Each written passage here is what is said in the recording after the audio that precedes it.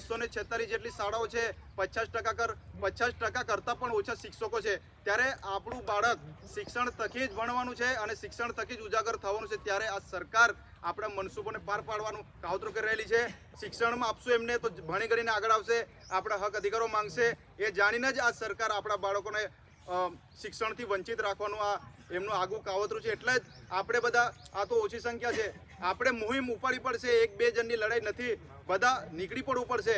તમે ઉત્તર ગુજરાતની અંદર જોઈ લો, દક્ષિણ ગુજરાતની અંદર જોઈ લો, સૌરાષ્ટ્ર ઝોનની અંદર જોઈ લો, આજે તમે દેવભૂમિ દ્વારકાની અંદર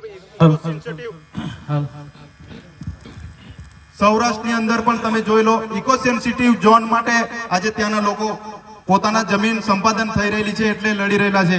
એટલે આપણે બધા જાગવું પડશે।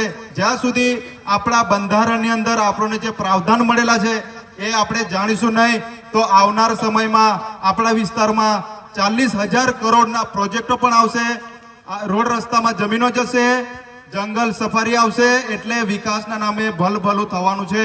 એટલે તમારે બધા જાગવું પડશે અને જે વિકાસ કરવાનો હોય, અમને વિકાસ સાથે કોઈ વાંધો નથી, પણ અમારી જમીન સંપાદન કરવાની થશે, અમારો ખેડી ખાનાર ખેડૂત જમીન વિહોણો બનશે, એમનો અમને વાંધો છે। એટલે આ લડાઈ આપણી કોઈ સામાન્ય નથી, બધા જાગવું પડશે, રોડ રસ્તા પર નીકળવું પડશે।